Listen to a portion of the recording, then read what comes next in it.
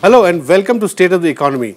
Today we have with us Mr. B K Chaturvedi, former Cabinet Secretary as also a member of Planning Commission, who will speak to us on the bureaucracy, how this government is dependent on the bureaucracy to deliver some of its big plans, and whether the bureaucracy is ready to deliver, given the backdrop of what we have seen in the last 2 years happening within the bureaucracy, between various institutions, the bureaucracy, judiciary, and the political class. On all these issues, we'll be talking to Mr. Chaturvedi. Welcome to our show, Mr. Chaturvedi. Mr. Modi, Prime Minister Modi's big objective is to use the bureaucracy as much as possible, even more than any previous regimes have done, to deliver results. A lot of experts are saying that in fact, he's depending more on the bureaucracy than even on his ministers. Now, what is your sense? Is the bureaucracy and the senior bureaucrats ready to deliver, especially given the experience of the last 2 years when the bureaucracy has expressed apprehension about decisions that they take, and whether those decisions, if they go wrong, bona fide decisions when they go wrong, the judiciary and they're being, they come under a cloud, they're being investigated, etc. So, where are we headed? Well, the Prime Minister has started off very well by assuring the civil servants that you have his support in case they write something which is up to the norms, he would support them. He has done very well by bringing out those 19-point norms for the civil servants, which do give them a lot of strength. So as far as speaking goes, his assurances go, they really do very well. But I recall the former Prime Minister also gave a number of assurances. But these assurances have to be backed by concrete action and by concrete changes in laws, rules, norms. I mean, take for example the provisions that of the Prevention of Corruption Act, Section 13(1)(d)(3). This is the biggest bone of contention, I'm told. This is the biggest bone of contention because this is one law where you are guilty even in absence of mens rea. All over the world, the corruption law says that if you have gained something, either by way of money or by way of advantage, a job for your son, for your nephew, or for some appointment to some committees. Or the motive has to be proved. Motive has to be proved. You have to have had some advantage. But if you haven't had any, just to say that you are guilty, that really doesn't make sense. So a wrong decision which causes a bona fide decision which causes a loss to the government can be tried for bribery under the present Section 13D that you're talking about. Absolutely. Right? They say that it should not be in the public interest, and the public interest is decided not by the government but by the investigating agencies. Now, the difficulty is that this is one very odd law which is still there, and it needs to go. But the Prime Minister said that he would address this particular section also, isn't it? There was some reports that... Yeah, there have been reports that all these issues are going to be handled, but so far nothing is on the anvil. I don't see that this is being changed. So that's one thing I wanted to say. That these are laws which give a lot of problems to the civil servants who want to take risk, who want to take bona fide decisions, but they are afraid. I mean, you saw recently the case of Mr. Pradeep Bajal and Mr. Arun Shourie taking a decision on disinvestments, and finally we find 12 years after that it is being questioned. Yeah, that's it was a bit of a puzzle to me also. An NDA government raking up a case of its own regime, the NDA regime under Vajpayee. And how is the bureaucracy responding to this? So my worry is that all these cases cases like this, cases earlier like Shamal Ghosh, after 10, 12 years again, he was hounded out. So in cases like these, do not really go very well. But why do you think these cases get raked up after 12 years, 15 years? Well, what is your sense? I think my sense is that the biggest problem is some of these laws are not very clear. They have to be made clear. They cannot really depend on the single directive, which is, in any case, the Supreme Court has ruled is not a very correct one. And I also feel that single directive really is may not be a very appropriate way. We have to change the laws so that the basic point is any decision taken in a bona fide manner has to be protected. And unless you can prove there is a malafide with the civil servant, that then really has to be punished. But a bona fide decision, you have to, because you take many bona fide decisions, some may go wrong, some may go right. But if 70–80% of bona fide decisions go right, then you have done well. If the decision is taken in a bona fide manner... Is that your experience as a bureaucrat all your life? You could have gone wrong on, say, 10–15%? Yes, absolutely. I mean, I do recall when the prices were rising of pulses and we wanted to import pulses. All the organizations said, no, we will incur losses and then we will face CBI inquiries. We won't really going to import pulses. So we had to get an approval and mandate from the cabinet that they can incur a loss because this is a business transaction. They could incur a loss, they could incur a profit, but a loss up to 5%, 7% government would reimburse. As in the eventuality it happened, none of them incurred losses. But that gave them a lot of support that this is what it happens in case you incur loss. And one or two which they did, they had a very genuine circumstances to explain.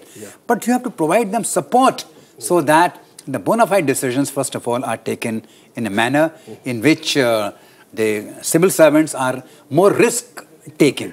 Generally, they are risk-averse. As a class, they are risk-averse. But if you want them to move ahead, take decisions, write on the file clearly, then I think this the best thing is, first of all, on this point. Okay. You know, Mr. Chaturvedi, one problem that exists today is a lack of trust between various institutions, the political class, judiciary, legislature, bureaucracy. So is it because of this lack of trust that a lot of these cases are being raked up after 10 years, 15 years? Or is there a solution to this? What is the solution to this growing lack of trust? And under this regime is also facing that problem, isn't it? No, to some extent I must say that Mr. Modi started with a clean slate. So he has come out, said that, no, we will support you, we will support... You're right, but with the judiciary, for instance, there is some tension with the judiciary which is under the surface at the moment. I'm sure that these are early days and they would be able to sort this out. But the fact remains that the judiciary also would realize that once all these laws are there, where the civil servants come out and they work in a straightforward manner, in a bona fide manner, and they deliver, they will also have support. But I do feel that there is a need for a continuous dialogue between the executive and the judiciary at the highest level on many of these issues on an informal manner. That's how way policies go. These are the judicial reforms we are making. These are the supports you require for further improving and strengthening the You're saying there should be a dialogue among the institutions? Institutions, absolutely, absolutely. It's very important. Okay. So you think that dialogue had at some level ceased in recent years? I feel that the dialogue in the recent years has not been as strong. For example, there are 3 crore cases pending in the judiciary system. Now, each year they are piling up. And every year, if you see there, when the conferences are there, it is said that the number of judges are not being appointed, which is a fact. We are not really having any solution for that number of judges being appointed. We are not having any solutions for how we are going to resolve these cases either through law or is there any mechanism. I think we need to work on all these judicial reforms also to see that we are trying to move forward. And coming back to the bureaucracy, which we are discussing today, how do you think you have overseen a lot of infrastructure policy making, both as Cabinet Secretary and as Member Planning Commission? If I'm not mistaken, you were directly overseeing the power sector, even telecom sector. The Prime Minister was depending on you a lot on clarity on creating the right framework, right? Yeah. So how can bureaucrats in today's climate really move ahead and really push implementation of infrastructure, which is very key, and it is around infrastructure that we've had all the problems, whether you take spectrum scam or coal related scandals. So how do you deal with this? Well, I think the bureaucrats have to realize that it is responsibility cast on them that no economic growth can take place unless infrastructure delivers. And for infrastructure to deliver in each of those sectors, whether it is power, whether it is road, whether it is port or airport, these have a different nature of problems. And they all have to, with their problems, they have to come along with the Ministry of Environment and Forest, with the Ministry of Finance, and with the other concerned Ministry for Land Acquisition, with the states. They have to work along with the states. Work with the states also, yeah. Yeah, absolutely, because in many of the land acquisition cases, it is the states which are the So you need there needs to be a bigger coordination and dialogue among these bodies, right? Bodies, absolutely. Yeah. These are, in case the dialogue is there and there's a good understanding, it is possible that we can move ahead in each of these areas very well. Okay, we'll take a small break here and come back to you. Please don't go away. Keep watching RSTV.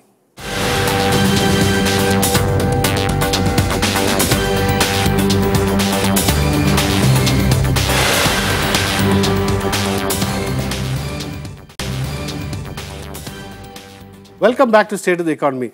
We are having a conversation with Mr. B K Chaturvedi, a former member of the Planning Commission and also former Cabinet Secretary. Mr. Chaturvedi, you were talking about the need for coordination and dialogue between various institutions and within the bureaucracy, between the central bureaucracy, state bureaucracy. Now, do you think it is happening today? The first 100 days of Modi government have gotten over. Do you see things moving as opposed to what people described as policy paralysis in the previous 2 years? Well, I wouldn't really say that. I have a different view that on the question of policy paralysis, but let's leave that for the time being. I would say that, yes, in many areas... like, for instance, Environment Ministry during the last 2 years, during it was in a limbo. It was in the Environment Ministry. Now it is moving, right? Absolutely. The Environment Ministry was the biggest issue in the earlier time, and that the present ministry has that way, I must say, done very well. I was seeing in the newspaper reports that they have given certain delegation to the regional offices, which was not there earlier.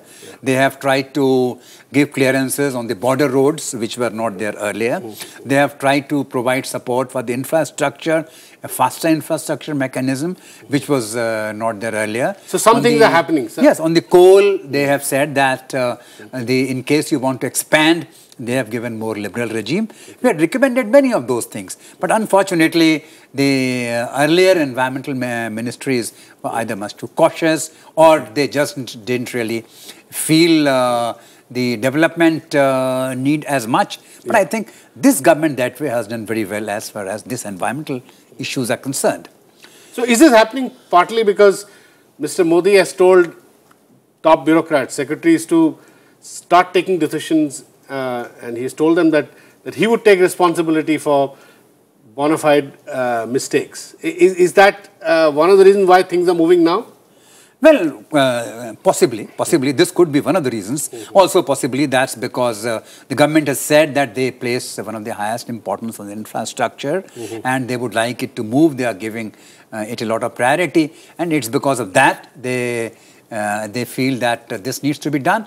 But no doubt in the infrastructure sector, we've noticed that they have formed a committee to review laws. And that land acquisition laws, on land acquisition laws, and on the environment. I hope that will give them some support. I have one point, however, on that. On the question of environment, a lot of this environmental action and clearances are in the states. the state's offices need to be strengthened. We had recommended that earlier, we had suggested that earlier. It was thought that these suggestions are made so that we can get quick decisions, and it was thought it was a bad thing to have quick decisions on environment. I feel that no. But some people were saying that there were some 130 files lying at Jayanti Natarajan's house, the previous environment minister, when this government took over. Yeah, so a lot of files were stuck at the central level also. Isn't that true? I don't know whether the story is true or not, but certainly I know that the results were not there as far as environmental clearances were concerned. The results were not there. But not there. So if this could be one of the reasons, one doesn't really know. And Mr. Chaturvedi, I want to ask you something. You have worked very closely with Dr. Manmohan Singh. Now, and you say that Manmohan Singh also trusted bureaucrats and protected them. Now, then why didn't things happen under Manmohan Singh? You see, the problem, Dr. Manmohan Singh was, I'll say, one of the finest prime ministers I have seen. I have worked with the previous prime minister, Atal Bihari ji, one of very gracious statesman-like personality. Dr. Manmohan Singh, very knowledgeable and a person with great humility in spite of that so much fund of knowledge. He, in case you wanted to take tough decisions, he would support you to the hilt. If a bureaucrat took a tough decision? If a bureaucrat took tough time, I mean, I recall myself that we had to do some postings in the railways. We did some postings. He was approved by him. And Laluji was absolutely upset, furious. He gave me a ring and said that you are misguiding the Prime Minister, that you are doing this and that. And he was absolutely annoyed. And I tried to explain to him that this was not against the norms. He said, no, the persons you are suggesting is a relation of A, B, C, D person who is from the BJP or the X party, Y party. I said, no, sir, this is the norms. I rang up. So your experience was that whenever you put up something, I put up the Prime Minister, and the Prime Minister said, no, Mr. Chaturvedi, you forget about it. And he supported you. He backed me to the hilt. Then why did, Mr. Chaturvedi, why did so many decisions go wrong? Would you say that the bureaucrats, senior top bureaucrats, didn't give the right opinion or didn't act, or was it the political class? So quite often I feel that there were two reasons. First of all, there was this diarchy. This political administrative power at one, political power at one end, administrative power on the other. And that really doesn't really gel very well. So are you suggesting that there would have been occasions when bureaucrats would have been split between the two? Not the bureaucrats, but the ministers and others, they did take advantage of that. So that was one. So as a result, the bureaucrats would have got caught in that. Caught in this too. Number one. Number two, the problem was that it is the civil servant who have to tell the Prime Minister, this is wrong, Prime Minister, and we should not do it. And the Prime Minister then backed them to the hilt. I recall a number of times it happened with me. I mentioned to the Prime Minister, this is the right thing. And he backed me in the cabinet and on many occasions to the hilt and said that, yes, this is what is right. And my cabinet secretary says, and this is what he says, I don't agree. So he had to be... So what are you suggesting, Mr. Chaturvedi? Let me sort of make this more clear. If, say, DMK or some ally was putting pressure on the Prime Minister for some policy change, but if the top bureaucrat looking after the policy put a note saying, no, this should not happen, the PM wouldn't take that. PM wouldn't take it. PM would say, raise questions, queries. He would not really approve anything which was wrong. So he would go with the bureaucrat? He would go with the bureaucrat and ask him questions that put forth his other point of view, but he would not approve a note unless in this context, a lot of discussion, debate happening around Vinod Rai's book, former CAG, where Vinod Rai has been saying that Mr. Raja, Telecom Minister, wrote a letter to PM, but he got a template response saying, acknowledging the letter. But do you think that it could have been saved by a bureaucrat? Well, I don't really know what happened in the Prime Minister's office. I was not privy to it at that point of time. I was working in the Planning Commission. I wouldn't really know what happened in there, what notes were put in there. Because it's not the Prime Minister who actually but it is quite clear that the Prime Minister doesn't write letters. The Prime Minister doesn't give responses. So I don't really know what happened. Why did they write those letters? But the bureaucrats in the telecom ministry could have very much said. The telecom ministry yes, also. They could have said that yes, no, this is wrong, Minister, and this shouldn't be done. And in case the bureaucrat writes it shouldn't be done, maybe he may get transferred, but sooner or later it is well respected and he is very easily subsequently rehabilitated. If I'm not mistaken, some bureaucrats did write dissenting notes in the telecom ministry. You know, very much, and also in the, I remember some ministers write in the road ministries, and they were back to the hilt, even though that also was under the DMK, but they were back to the hilt. Okay.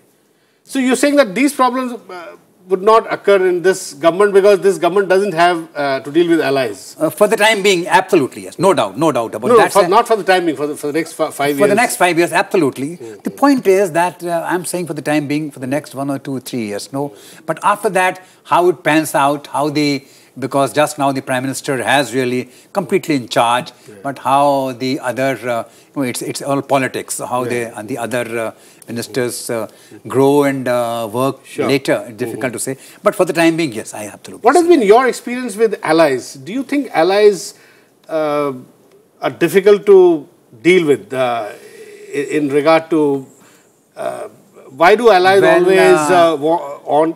they always seek infrastructure ministries? Is it because there's a lot of money to be made there? Well, I'll say that it is true. It is difficult to deal with allies. It is also true that, unfortunately, there is a lot of political corruption. We can't really deny it, not only in India, but all over the world. So we can't really say that there is no political corruption. So it is difficult to deal why with, should we blame only allies? No, it is all over. Mainstream parties. Everyone. So it is there, but difficult to deal with allies, particularly when they want to get things done ABC, because quite often they see it as one area where the Prime Minister and others should not intervene, should not say. And that can't be accepted, because if that accepted, then the whole cabinet form of government's business goes down. So that quite often causes problems. But one last question I want to ask you. You know, about 4 or 5 months ago, the Supreme Court, a constitution bench in fact, gave a directive that the CBI can now start an inquiry against a senior bureaucrat, joint secretary and above level official without the permission of the political authority. Now, will that create a big scare among bureaucrats? Well, I feel that it is, in one way, it is a correct decision, because that's what the law is, that everyone is equal. In another way, it is a very bad decision, because it will, for the civil servants, senior civil servants, secretaries, joint secretaries, who are the key crux, who are the top decision-making persons, they find no protection. So there has to be some protection for people, as I said earlier, who work in a bona fide manner. Without that protection, to ask them to start inquiries, I think is a very bad thing, because it really makes everyone feels that you are also liable for action. So they start pushing files instead of taking decisions. And one of the worst things that can happen is pushing files. Omission to take decision or not to take decision and push files, that really is very harmful for governance systems. But it's the same BJP government, which is the opposition. When they were in the opposition, they supported this, right?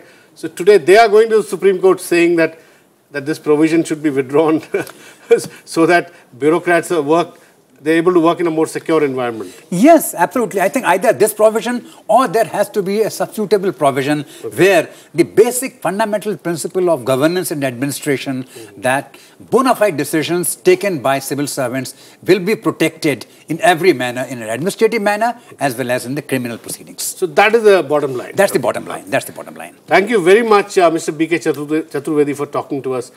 That's all we have in this edition of State of the Economy. We'll be back with you next week. Thanks for watching.